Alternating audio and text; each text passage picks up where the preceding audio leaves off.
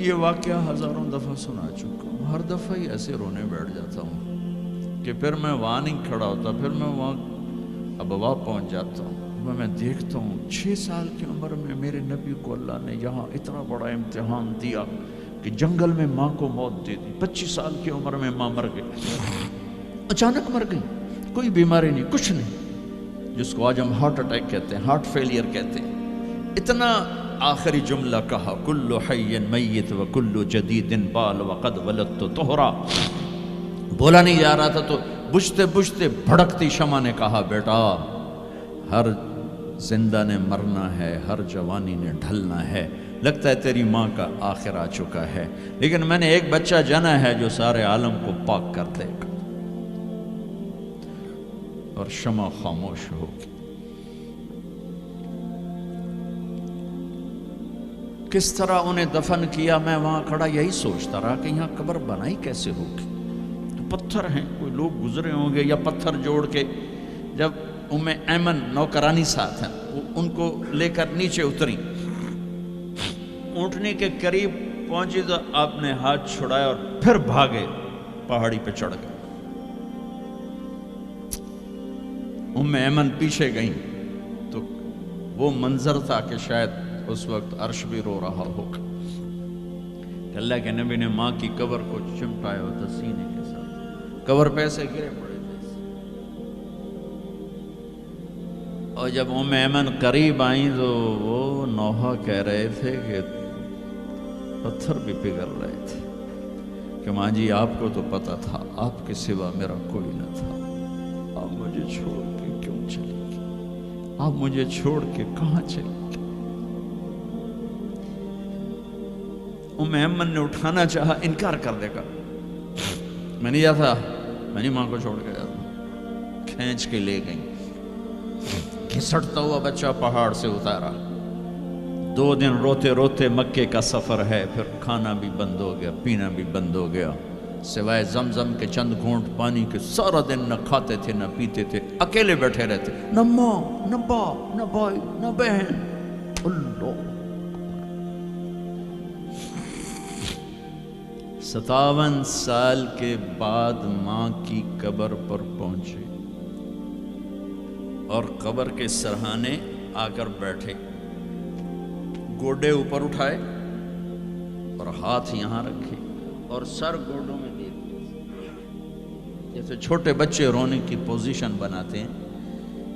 یہ چھوٹی جگہ میں دکھا نہیں سکتا، اور پھر جو رونا شروع کیا، اتنا روئے کہ ساری داڑھی سارا سینہ آنسوں سے بھر گیا، جیسے کوئی معصوم بچہ، جیسے 6 سال کا محمد رو رہا صلی اللہ علیہ وسلم۔ اتنا روئے کہ وجود ہل گیا، اور پھر فرمایا کہ میں آگے نہیں جاؤں گا، میں رات یہیں رہوں گا۔ تم کیا جانو رشتے کیا ہوتے ہیں، تمہیں صرف پونڈ گننے آتے ہیں۔ تم سے مراد میں بھی اور سارے بھی، کہ ناراض نہ ہو جاؤ، ساری امت کا یہی حال۔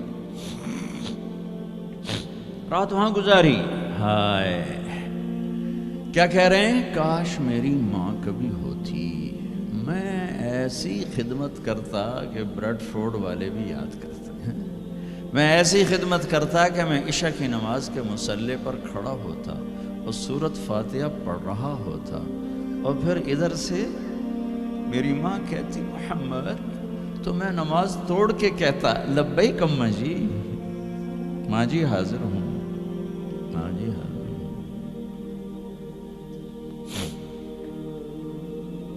مچھلی کھانا چھوٹا گناہ ہے، شراب بیچنا بڑا گناہ ہے، سود کھانا بڑا گناہ ہے، ڈرگ بیچنا بڑا گناہ ہے، چوری ڈاکے ظلم و ستم کیا امت نہیں کر رہی، بے گناہ قتل، جھوٹے الزام تہمتیں، کیا حشر کر دیا جنید جمشید کا۔ یہ اسلام ہے۔ اتنے نیک انسان، 17 سال سے اللہ کا نام لینے والا، اس پہ گستاخ کی تہمتیں، یہ امت کیا منہ دکھائے گی اللہ اس کے رسول کو، کہ جس نے منافقوں کو سینے سے لگایا۔ عبداللہ بن ابی جیسوں کے جنازے پڑھ دے. کہاں چلے گئے, کہاں ڈوب گئے. اتنا زوال, اتنی اندھیری رات ہے کہ امید ہی ختم ہو گئی کہ پتہ نہیں دن بھی چڑھے گا.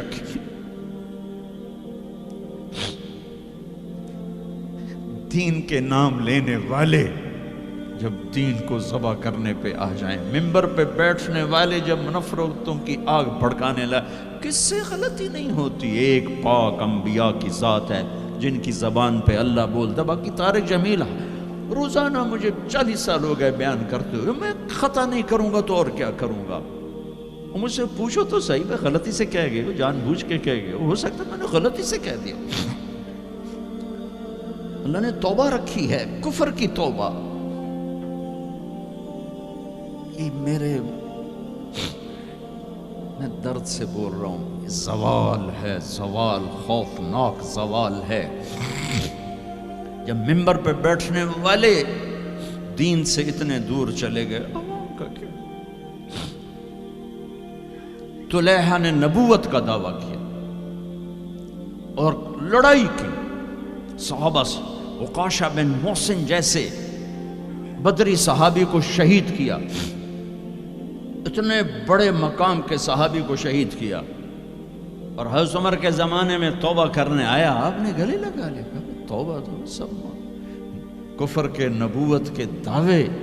میرا اللہ کہتا میں تو ہر بیان میں کہہ رہا ہوں کہ دھرتی گناہوں سے بھر کے ایک دفعہ کہو یا اللہ میری توبہ, تو اللہ کہتا جاؤ سب معاف کیا.